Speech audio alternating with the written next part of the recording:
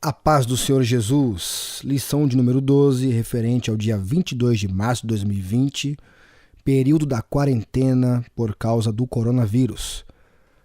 Comumente, nós fazemos aqui um subsídio para os professores, mas tendo em vista que as famílias cristãs estão em casa, não poderão ir aos templos para se reunirem na escola bíblica dominical, eu, ao invés de trazer um subsídio, vou fazer de forma resumida a própria aula, para que nós não deixemos passar em branco esse momento. Deus tem guardado nossa família, nós temos que ser gratos a Deus por isso, e uma das formas de sermos gratos a Deus é não deixando o desespero e o pavor nos tirar a devoção piedosa. Então, como cristãos assembleianos que somos, vamos participar da escola bíblica dominical, ainda aqui em casa, porém, essa lição não deixará de ser ensinada. Esse é o título da lição. Jesus, o homem perfeito. Leitura bíblica em classe. Está em Lucas, capítulo 2, versículo 40 ao 52. Se você não tem a revista, abra na sua Bíblia. Lucas, capítulo 2, versículo 40 ao 52. E nos acompanhe nesta importante leitura. E o menino crescia e se fortalecia em espírito, cheio de sabedoria, e a graça de Deus estava sobre ele. Ora, todos os anos iam seus pais a Jerusalém à festa da Páscoa, e tendo ele já 12 anos, subiram a Jerusalém, segundo o costume do dia da festa. E regressando eles, terminados aqueles dias, ficou o menino Jesus em Jerusalém, e não souberam seus pais. Pensando, porém, eles que viria de companhia pelo caminho, andaram caminho de um dia e procuravam-no entre os parentes e conhecidos. E como não encontraram, voltaram a Jerusalém em busca dele. E aconteceu que, passados 3 dias, o acharam no templo, assentado no meio dos doutores, ouvindo-os e interrogando-os. E todos os que ouviam admiravam a sua inteligência e respostas. E quando o viram, maravilharam-se, e disse-lhe sua mãe: Filho, por que fizeste assim para conosco? Eis que teu pai e eu, ansiosos, te procurávamos. E ele lhes disse: Por que é que me procuráveis? Não sabeis que me convém tratar dos negócios de meu pai? E eles não compreenderam as palavras que lhes dizia. E desceu com eles, e foi para Nazaré, e era-lhe sujeito. E sua mãe guardava no coração todas essas coisas. E crescia Jesus em sabedoria, e em estatura, e em graça para com Deus e os homens. Note que interessante esse texto bíblico, irmãos. Jesus era tão humano, que os seus pais, em tese, se esqueceram de quem realmente era Jesus. Quando Jesus passou a mostrar o seu lado, vamos dizer assim, especial para os pais não entendiam, porque os pais estavam criando uma criança comum. Jesus, ele era um homem comum, apesar de ser ao mesmo tempo um ser divino. É isso que vamos aprender. O objetivo geral dessa lição é clarificar que o Senhor Jesus Cristo é igual ao Pai e semelhante a nós, ou seja, divino e humano. Na introdução diz assim: se na lição passada estudamos sobre o homem do pecado, enfocaremos hoje a encarnação do Filho de Deus como Filho do homem. Lição passada, estudamos sobre o anticristo e hoje vamos aprender melhor sobre Cristo, o nosso Senhor. Primeiro tópico, Jesus, o verdadeiro Deus. Ele não era meio homem nem meio Deus, mas totalmente homem e totalmente Deus. Há pessoas que gostam de usar a expressão que ele era 100% homem, 100% Deus, mas não tem como alguma coisa ser 200%, né? Não existe isso. Mas ele era sim, plenamente homem e plenamente Deus. Não é em vão que ele foi concebido pelo Espírito Santo, porém nascido de um ventre de um ser humano.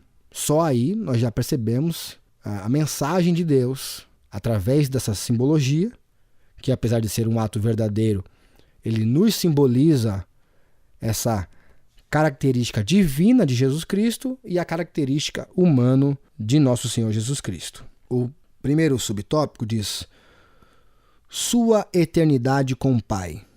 Em João capítulo 1, versículo 3, nós vamos ler aqui, mostra suas atividades eternas, que são lindamente descritas no capítulo 8 de Provérbios. Se você meditar no capítulo 8 de Provérbios, você vai ver Salomão, altamente inspirado por Deus, escrevendo como se fosse o próprio Cristo falando.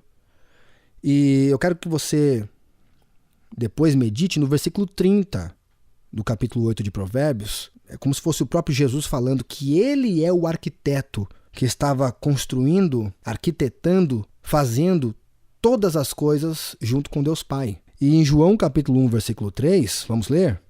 Diz assim: todas as coisas foram feitas por ele, e sem ele nada do que foi feito se fez. Nisto já derrubamos por terra qualquer teoria que negue a divindade de Jesus Cristo. Porque assim, quem acredite que Jesus foi só um grande profeta escolhido por Deus e ungido por Deus. E tem outros que acreditam que ele era tão Deus, que não havia nada de humano nele. Não é em vão que quando vamos ensinar alguma pessoa sobre uma atitude de Cristo que nós devemos copiar, e no caso ele obteve sucesso através daquela atitude, nós devemos copiar a ação de Cristo, algumas pessoas falam: mas Jesus era Jesus, né? Como que quer dizer assim? Ele conseguiu porque ele era quem ele era. Nós não conseguimos. Mas entenda, tudo que Jesus fez, em tudo que Jesus agiu, em tudo que Jesus resistiu, foi na sua característica humana. Senão o sacrifício não seria válido.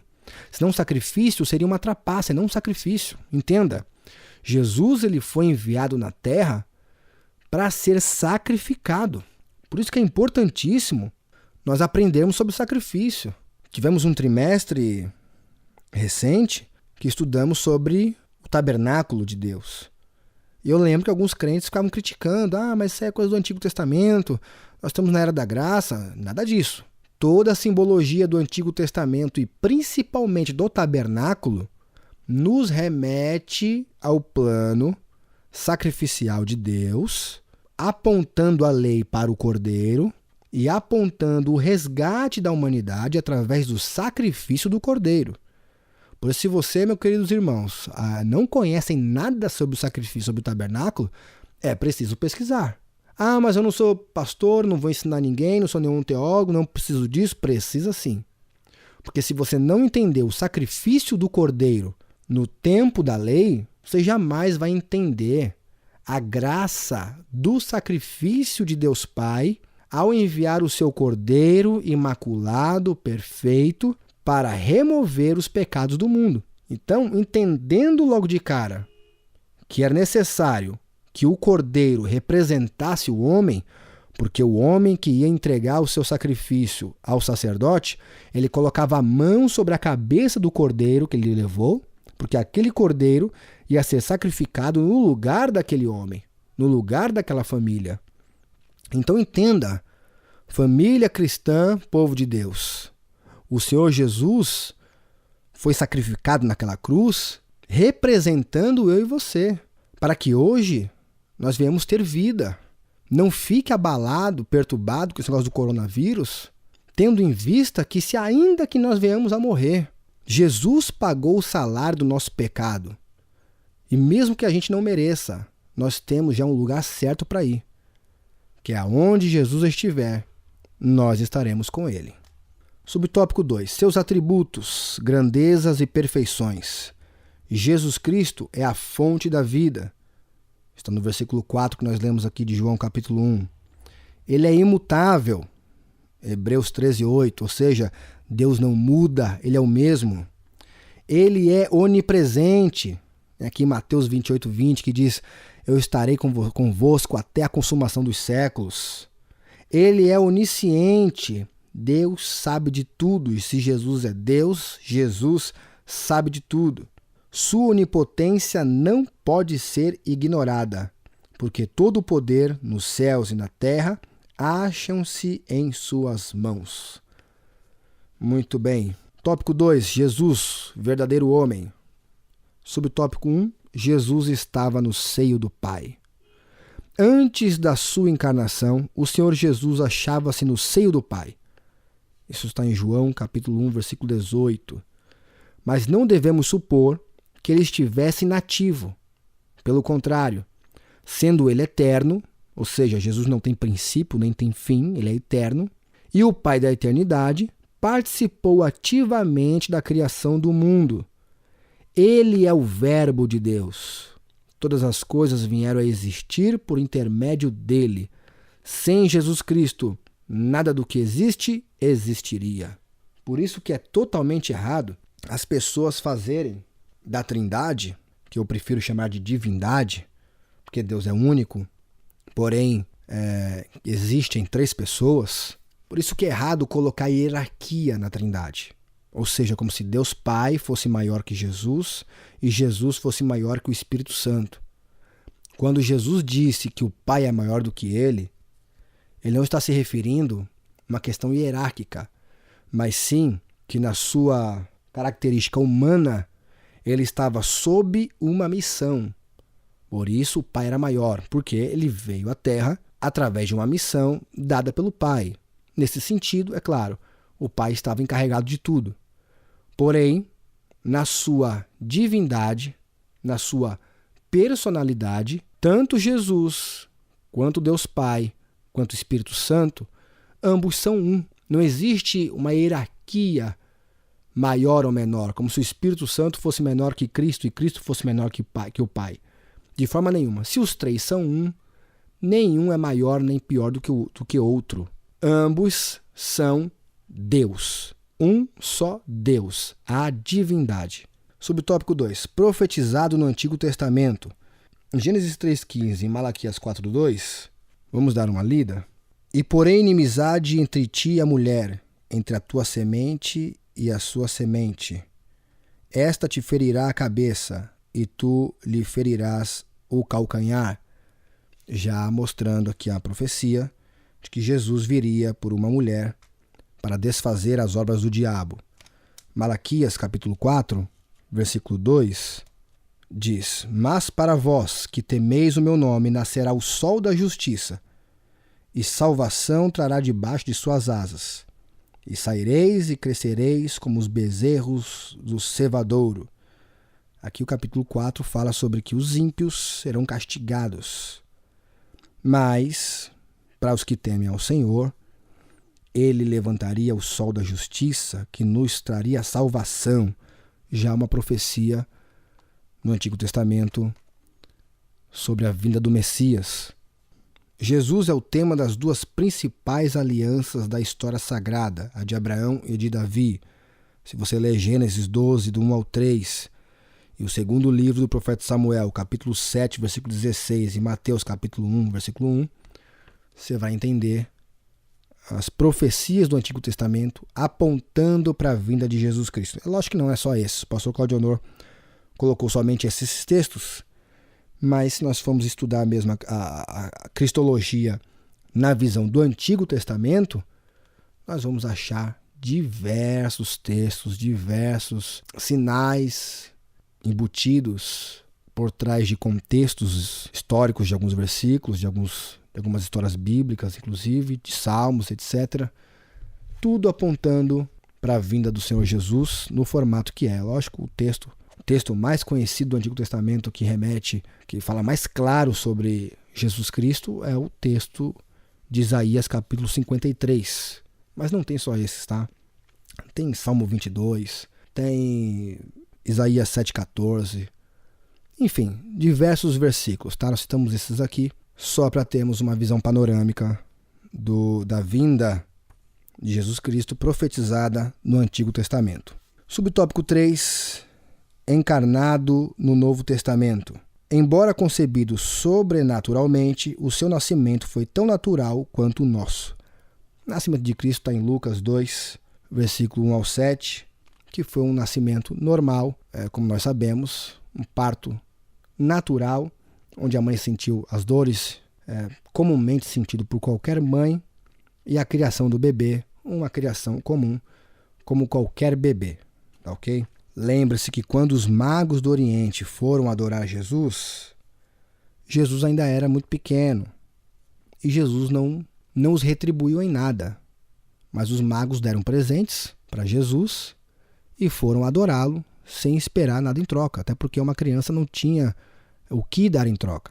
Nós sabemos que o ministério de Jesus ele inicia oficialmente quando Jesus se batiza.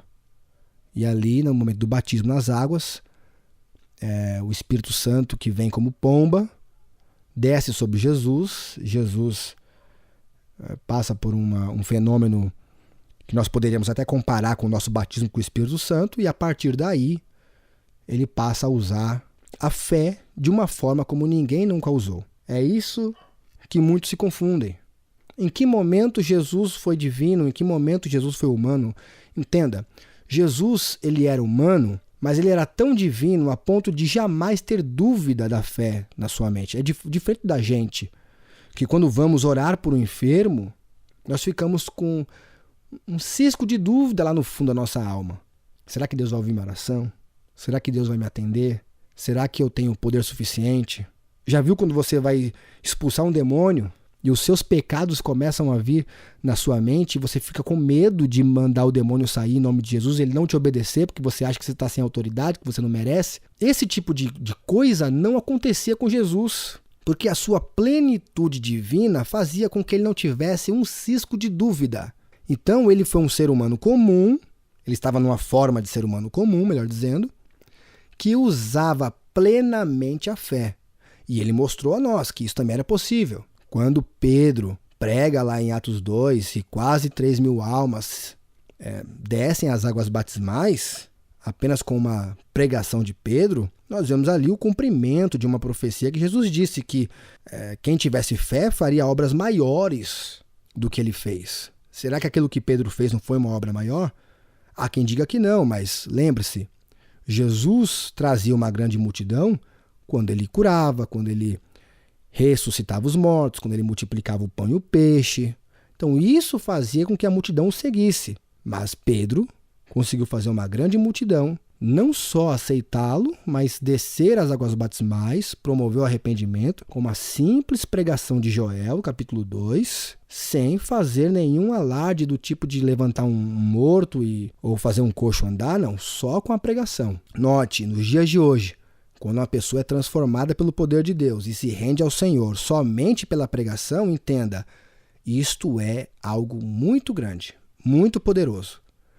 Porque se nós fôssemos depender somente dos sinais para fazer as pessoas serem convencidas do seu pecado e se renderem ao Senhor, você nota que estaríamos perdidos, nem nós estaríamos salvos hoje. Mas nós cremos na pregação do Evangelho sem precisar que nenhum coxo se levantasse. Somente a palavra de Deus na unção do Espírito foi suficiente para te convencer, para me convencer, e é isso que nós usamos para convencer as pessoas, uma profecia cumprida, na qual Jesus diz que se tivesse fé, faríamos obras maiores do que as que ele fez. Então, nesse momento de quarentena, tenha fé, não duvide. Assim como no Egito, o sangue do cordeiro foi a marca que fez com que o espírito da morte não entrasse em nossa casa, nós, dentro de casa, em quarentena, também temos que crer que o selo do Espírito Santo, que é o que marca eu e você como propriedade de Jesus Cristo, vai fazer com que esse corona e qualquer outra peste passe longe da nossa casa para a glória de Deus. A perfeição espiritual e moral de Jesus Cristo. Tanto no falar quanto no agir, Jesus era perfeito. Esse foi o motivo especial por qual o sacrifício dele teve valor suficiente para pagar o salário do pecado de toda a humanidade. Porque ele não pecou. Por ele ser um ser divino, ele tinha consciência suficiente, ou melhor, consciência plena do que era o pecado e conseguia resistir a tudo. O Espírito que Deus colocou em mim e você é o Espírito de Deus, que também nos revela toda a plenitude do que é pecado. Então nós sabemos quando agimos certo, sabemos quando agimos errado.